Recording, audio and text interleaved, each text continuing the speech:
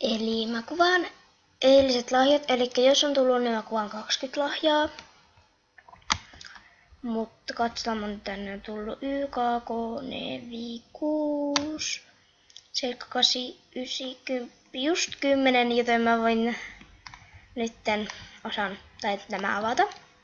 Eli eka Ronninan lahja, jonka mä olen tietääkseni näyttänyt. Tämmöinen tyyppi.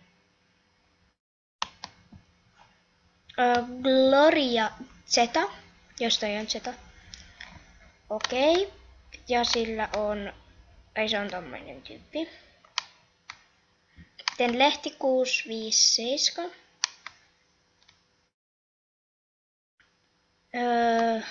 Tuuli, mylly. Tommonen. Sitten Jultsu 9. Ja sen tyyppi on tämmönen. Sitten toisen lahjan antoi. Sitten Banaanibansku. Banaanibansku. Tommoset housut. Tommonen. Sitten Natalia 321. Okei. Natalia 321 antoi toisenkin lahjan. Ja Natalia 321 on tämmönen.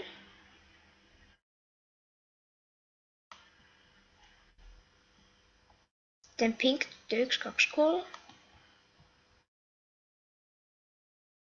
antoi vaatteita. Eli Pink tyttö 123 on tämmönen. Ja tästä oli nyt aika lyhyt video, mutta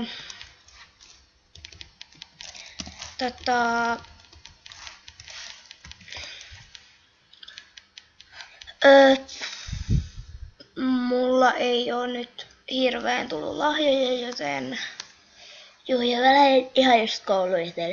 Moikka!